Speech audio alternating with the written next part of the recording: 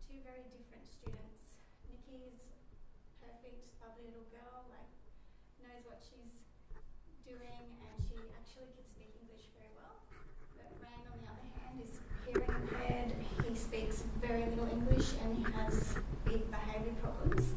So just so you know, like even if we have students from other cultures, sometimes they can speak English fine, or sometimes they have other issues as well. So we're a prep to Year 6 primary school, 144 students. Full-time equivalent means the preps can come from 2 to 5 days, so they don't have to come every day. So that's what the full-time equivalent means. Out of all our students, 18 students are Seventh-day Adventist. So we really have the opportunity to be a witness to our students. We have around 25 different cultures, and of those, about 54% of our students are Chinese, and we would say 80% are ESL students. We do have some low-income earners and some refugee and asylum seeker families.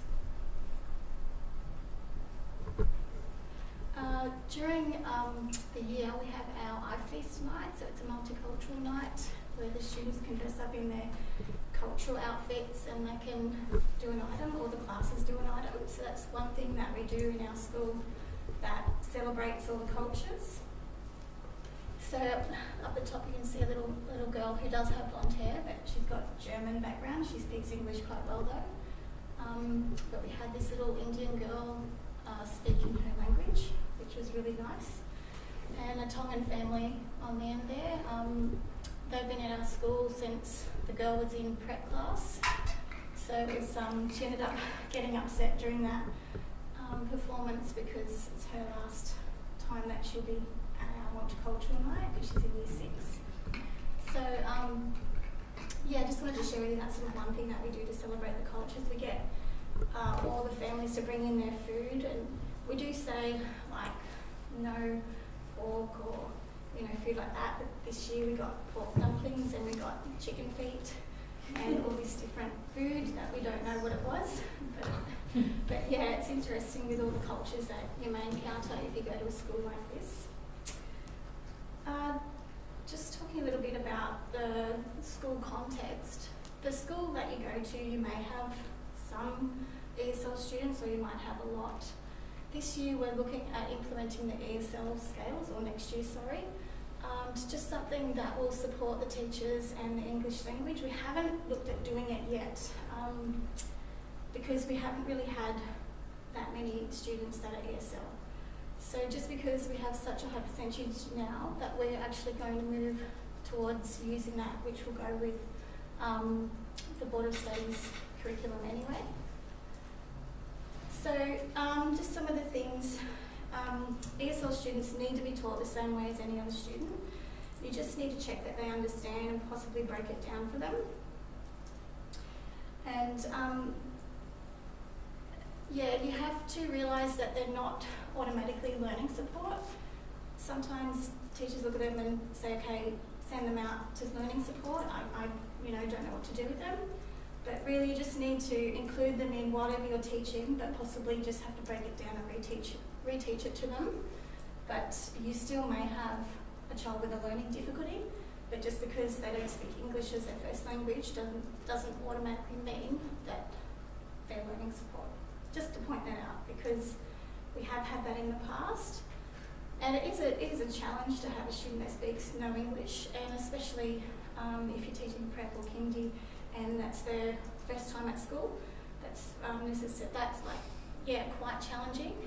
But yeah, I'm sure your school will have programs that can help you, and you can always look it up. There's so much on Google these days, like you can just search it and you can find programs. Today I wanted to share a little bit about some of our students, just give you an idea of what you might encounter. So yeah, this is Messi, and he came to us in Year 5 last year, and he had been living in Turkey with his dad as an illegal immigrant. They jumped the border from Iran. And we found out when he came to us that he'd actually had no schooling, no formal schooling, because when they went to Turkey, they're Christian. They were fleeing because they're Christian. And being there, he did go to school for a little while, but because he's a Christian, they were like ridiculing him. He was getting into trouble, so they just pulled him out. So being in year 5, like heading towards teenage years, you've got this student who is quite social, but yet was at kindergarten level. So you have to just be mindful that they're still aware of like the social norms, and like he wanted to be cool. He was worried about his hairstyle. He wanted the latest. He wanted an iPad. You know, he wanted to be like everyone else. But you know, obviously, when the child comes in, you're not going to sit a book of kindergarten books in front of him for all the kids to see. Like, we sort of discreetly like made up booklets for him for maths, and we did withdraw him for him to see the learning support teacher. But just be mindful that with the older ones, I don't know if you're teaching high schoolers as well, they may not have had any schooling at all. So you just need to work with the parents. Also, his parents were divorced, so we had to see them separately, which made it an issue, but we got translators in and just worked with what he needed to build up his English skills and just his literacy, because really we want him to be able to read and write. And also, you know, learn a bit of math skills as well. So that was very interesting for us. You know, you get to really care for these students and build a relationship with them. Unfortunately, his dad took him up to the Gold Coast earlier this year, so we're hoping that he's doing okay up there. But yeah, just to introduce him, he's a great kid, but yeah, it's challenging because I think he watched a lot of TV, so he did learn a lot of English through TV, but it's more receptive. He didn't have to speak it back because obviously it's talking to him. So we saw a bit of a growth with him, and he really learnt very quickly. So he'd translate for his parents as well. I don't know, that's quite small. I didn't realise. Anyway, just a few things about teaching ESL students. Make adjustments to your programs, differentiate. So you might need to look at the activities that you are doing with your students and break it down for that child to make it more simplified. Allow more time for them. Provide only one instruction at a time. Use gestures to accompany directions, especially with little ones when they come in. We use a lot of facials and a lot of gestures because some of them have absolutely no idea what we're doing. And just repetitive talk, like pack up, sit on the mat, just very simple instructions. Yeah, use visual cues if needed. Model everything, so I do, you do, we do.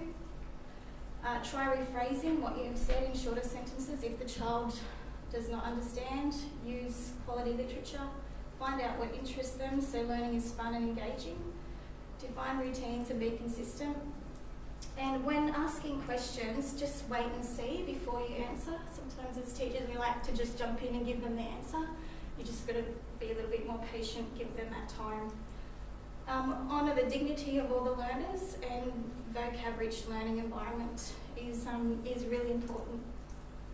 So, for example, if you're reading this book and so we're saying, like, what are the characters of a hero, and you're doing a tiered activity, your group 1 might make a chart of specific heroes and what they did to make them become a hero. Your second group might choose 2 or 3 heroes and compare them in a Venn diagram. Or the third group lists some personal characteristics exhibited by the heroes and rank them from most to least important. So that's sort of an example of how you can tier each group, because you might have some that really can't do much at all, and then others that are quite bright. So that's what we call differentiating there. Just an example. Another example is using visual cards. The students, we don't really tend to need to use these, but sometimes we do, so that's just some visual cards that you can use. When talking to a student, don't always dummy words down, like it's easy to do that, but still try to use sophisticated sentences and words. When our students come in, when they need to go to the bathroom, they'll just say toilet, but towards the end of the year we start saying no. What do you want? can I go to the toilet please? Like, we let them say toilet to start with, but especially like the preps and the kindies. But then eventually we start to introduce them to saying the full sentence. Just keeping in mind when you're at a school to work with the parents and specialists. We've been working with speech therapists and we've been really good at just understanding speech and obviously like phonological awareness and things like that.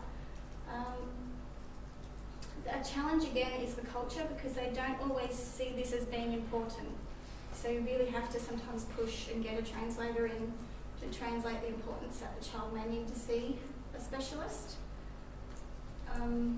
It is recommended that parents speak in the best language at home to provide the most consistent language model. So a lot of parents will say, oh, I don't speak English at home because I'm bad, no good. They say, me no good, no English, that's how they speak. And you say, that's okay. Just speak your language, because a child needs to speak their own language fluently. If they can't speak their language fluently, then that's a red flag, like to say that they could have a difficulty, like a language delay. So yeah, just make sure like the parents don't have to learn English, but it is beneficial if they do. But if they speak their language well, then that's great. This is Lewis. Well, that came up really bad, sorry. That's his work chart there, you can't see it now, but I think once he completes like an activity down here, he gets a stamp. I think it's the days of the week. You might know that, Leah, I don't know. Yeah. The other teacher has him in her class. He's been a challenge. He came to our prep class 2 years ago, so he did prep twice, and now he's in kindergarten. So he's on a learning contract. It's just an example of what you can do with a student like him. We think he's on the autism spectrum. He went to a doctor. We wrote out what we've observed in him. The mum took him to a Chinese doctor and it came back with he is self-centered. And we were like, he's not self-centered, he just doesn't understand to share, he doesn't understand, like, he has meltdowns if he drops a pen, if he runs out of something and you don't have it anymore, if he doesn't have his up and go every day, but the doctor said he's self-centered, so we can't do much more than that. So what we do is impute what we think. So we treat him as if he is on the autism spectrum, and we do set up a behavioural contract for him because he can be demanding. He can lash out sometimes. So just an example of a student who, when he came to prep, spoke no English at all, but now I can't really shut him up. He's always talking, isn't he? Which is awesome, but we do withdraw him to work on social stories with him, but just an example of you can get some behavioural issues, but it's not always to do with their lack of English speaking. Okay, so leading into if they could have a learning difficulty, sometimes if they get frustrated and have behavioural issues, unable to finish their work, they cannot speak their language very well, or they may need a cognitive assessment. So just some suggestions I have is use your local resources, diversity centres, healthcare centres, local churches. This year I've been working with that Chinese Adventist church and I have a translator come in and she's been really great. Like if you want to set up a IP meeting with them, with the parent, I've had her come in and just translate to the parent. Because it's really hard, that's a challenge, is communication. So if your school, like ours, has limited resources, you can tap into your church and also specialists. So understanding the culture of a student can be challenging and also frustrating. They are different to us. Don't assume that a student is being rude if they don't look at you. In some cultures, they don't look at adults. So I would recommend that you do get to know the cultures of your students. Like, you don't have to know it really well, but read up a little bit about it. So at the beginning of the year, I have 2 kinder classes, and I ended up putting the Chinese students in one class and the mix in the other. And I found out through the Chinese parents went to the pastor, the Chinese pastor, and said to him, Mrs. Estradio is racist. She's got all the Chinese kids in one class. And when he came and told me, and I was like, what? I'm not, I'm not racist, but to them it looked like it. They wanted them to be mixed, and I thought I was doing the right thing, but I wasn't. I made a big mistake by putting them together because they need to mix with students that speak English. So that's a lesson that I've learned this year. So we ended up, after term 1, mixing the classes, and Leah and the other teacher were great about it because it meant after getting to know their students, we then mixed the two up. But they've all blossomed and come so far since then. But I just want you to realise that with cultures comes I guess their own view of things, and they're not necessarily going to come in and speak to me when they have a problem. They also thought that if they did come and speak to me that I'd be mean to their child.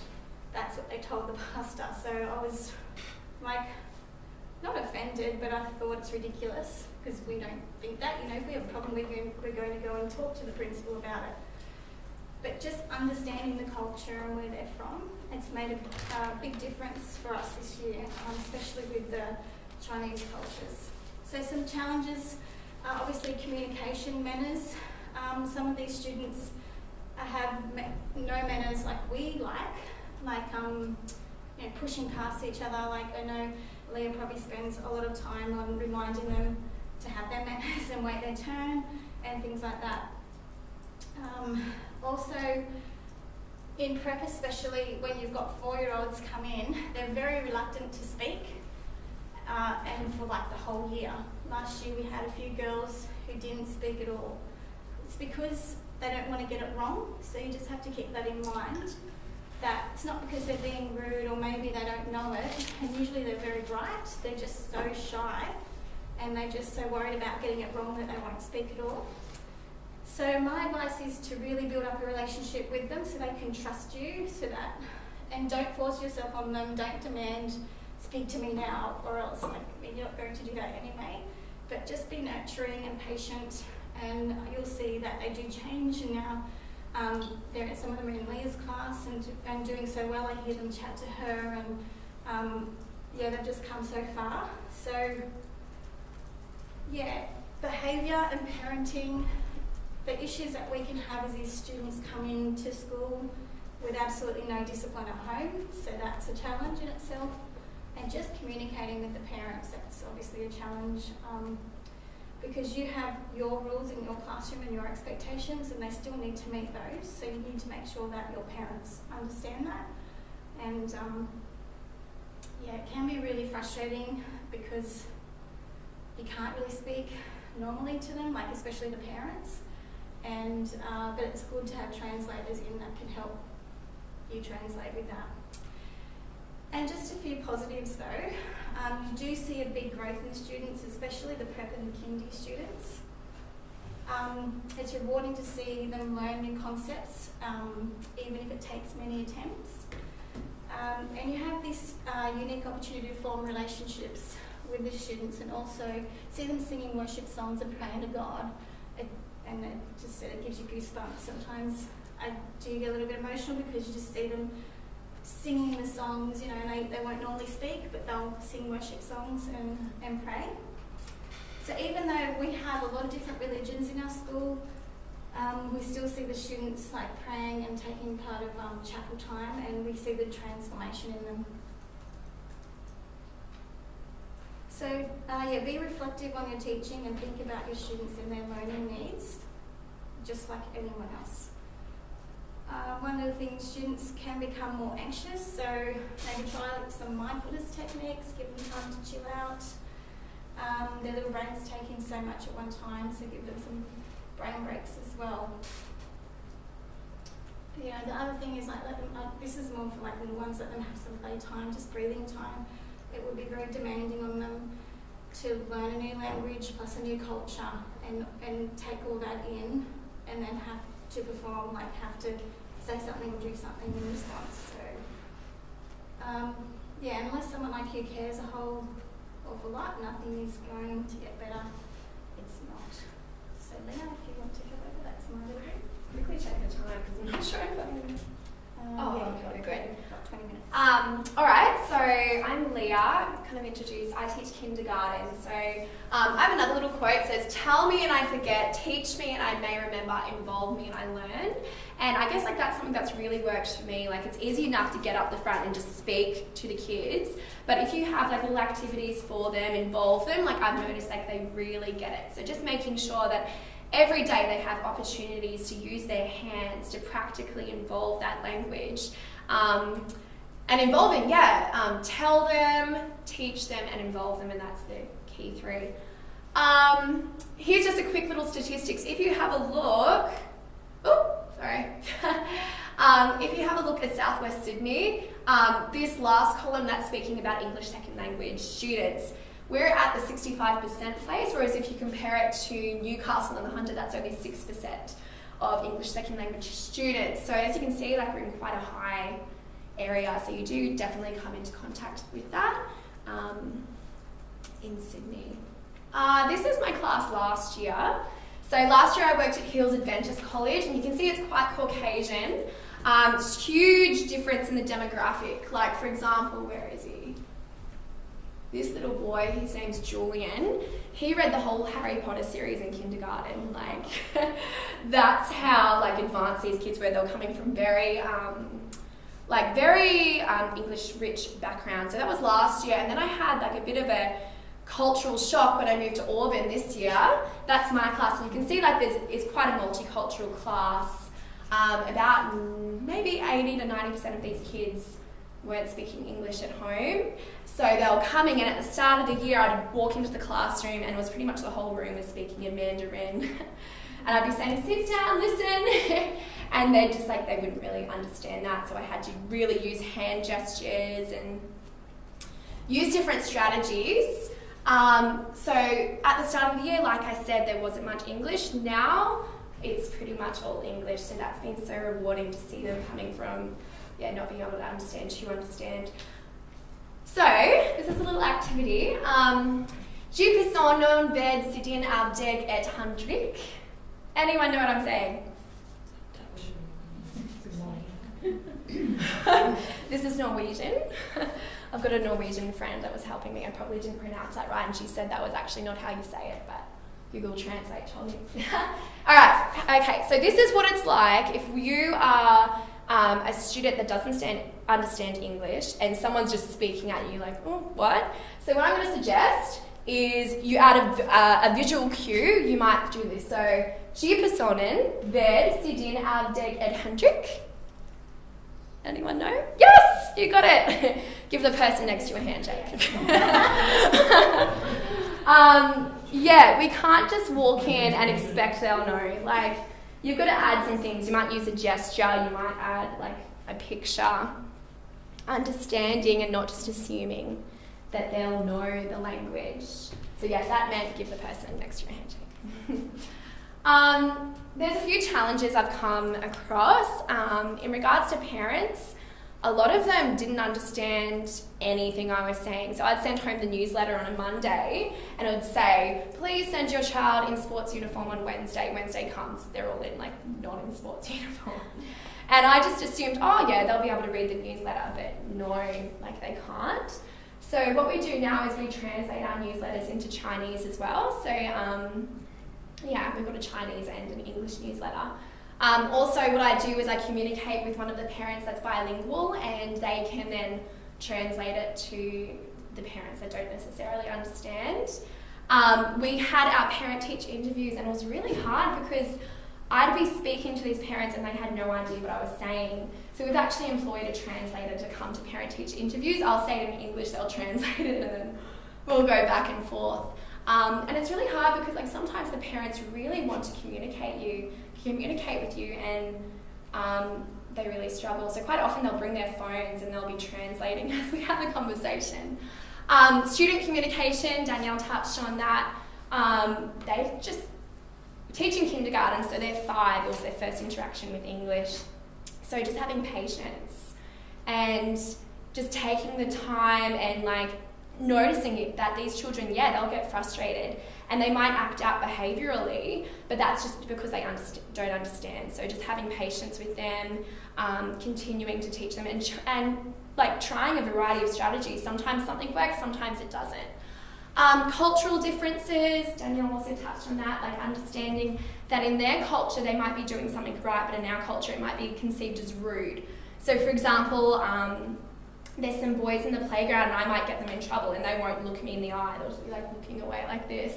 Like, no, look at me. But like in their culture, that's actually they're being polite because you're not supposed to look elders in the eye. So understanding that and just having tolerance and empathy, and then also teaching them that in Australia, like this is what is considered polite, that sort of thing. Positives. I love working in English second language school.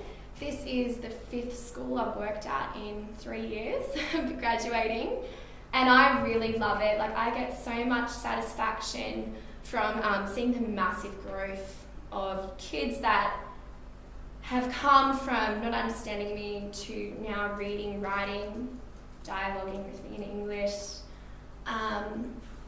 It's really rewarding. Like you finish the end of the day and I had a little girl and literally like she didn't speak to me for 4 months and now she's writing me little letters in English saying, "Hi Miss Stewart, I love you." It's really cute.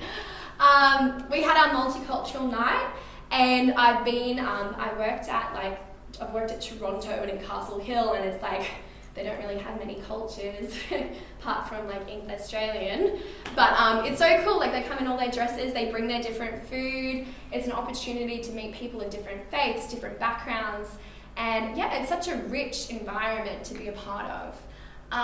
It can be stressful, but I've really learned that for me, I'm a new teacher, so I can learn so much more from my colleagues. So if something's not working, I'll go and say, "Oh, can you help me?" And you can learn so much from the people you work with, and they'll give you ideas and you give them ideas, and you grow so much as a teacher when you're put in a hard environment.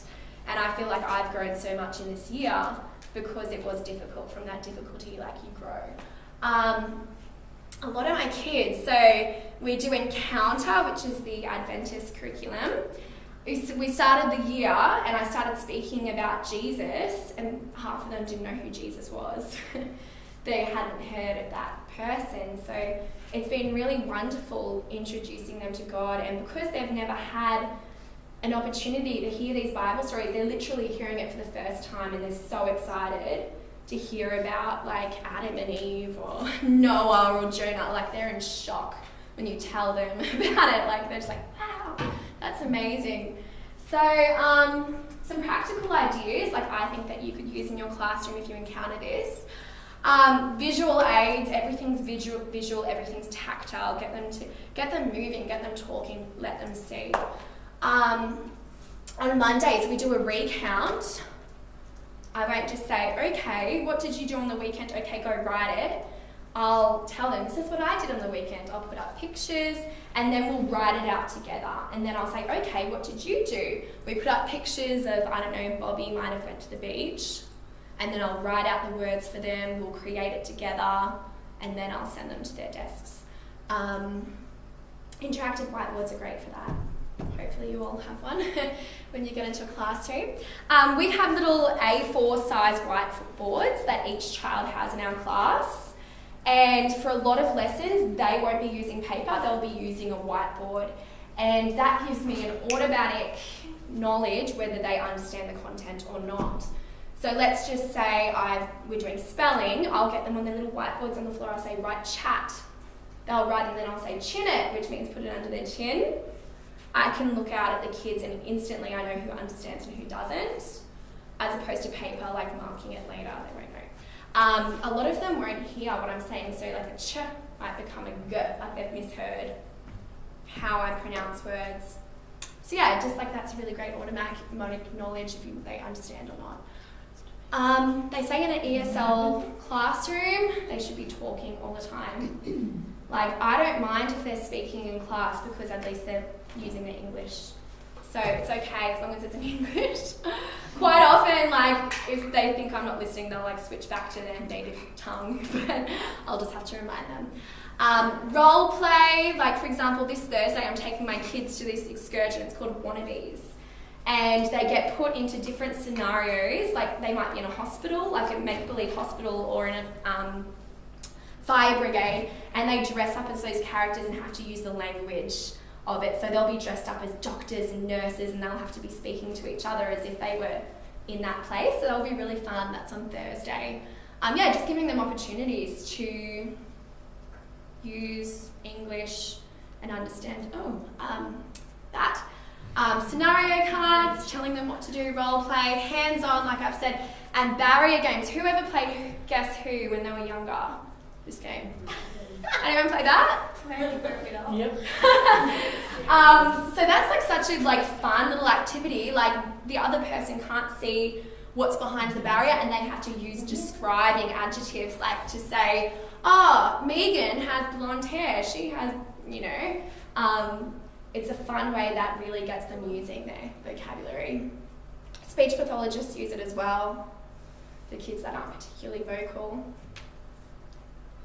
So I'm not a high school teacher, so I spoke to my friend. Her name's Julia, and she moved from Norway when she was 15.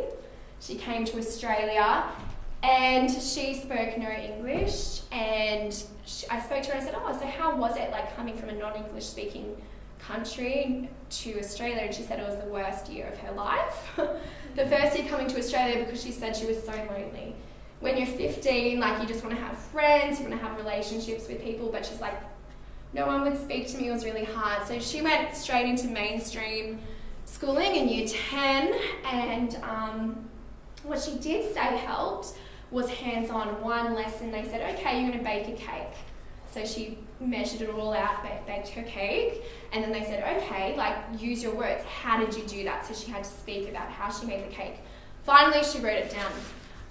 Reading aloud, like a low entrance point. So as opposed to having a discussion in class, maybe say, can you read this text for us? It's a bit easier to read rather than speak. And finally, she said communication with others is really valuable. Because she didn't speak English, she said no one would really speak to her. And she'd spend a lot of lunchtimes alone, but if you could set them up with a buddy system, that's going to make a big impact. This is Delava. He's a Sikh. You can see from his little headdress there.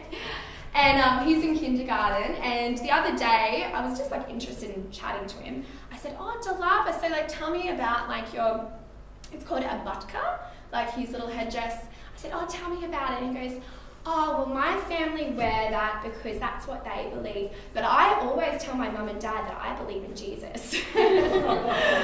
And he came not really knowing much about God, but he's like the most vocal Christian you'll ever meet now. Like every single day he comes up and he goes, Miss Stewart, God loves you. He's always got his hand up to pray. And it's been really wonderful just seeing him get involved with the Bible studies, and he loves the stories. And I guess we've given him an opportunity he might not have gotten at home. I had another picture, but it's not there right now. I have a little girl called Mayra. I always say her name wrong. She's a little Muslim girl. And this was only a couple of weeks ago. She ran up to me when she saw me at class. She said, Miss Stewart, guess what? I'm a Muslim and I love Allah and you love God, and they're the same person. I'm like, yeah, that's right, Myra. And every day she comes and she's making these comparisons between Islam and Christianity, and it's really beautiful. And if we say stories from the Old Testament, she goes, I've learned about that too. So it's really great just mixing those religions and those faiths, and I respect what she believes, she respects what I believe, and like just having that mutual respect there, which is really great. We were going to do a Kahoot, but unfortunately internet's not on my side today. I guess we can ask, is there any questions, statements? We freak you out. No?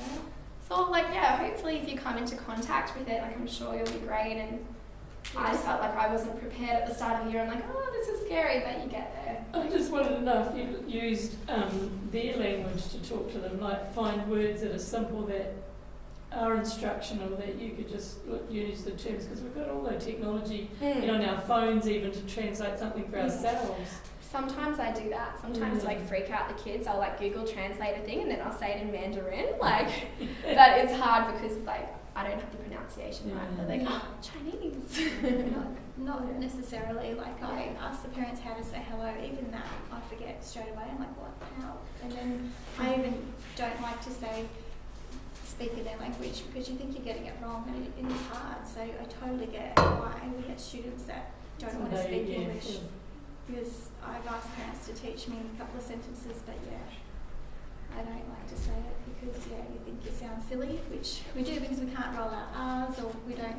They have some sounds that aren't even in their vocabulary, and that's the other thing too that you have to remember is some sounds that we have in English they don't exist. So I've got like ni hao. Say that's about all we know. Say ni hao. There's Turkish as well. But you do a lot of smiling and nodding. That's bad.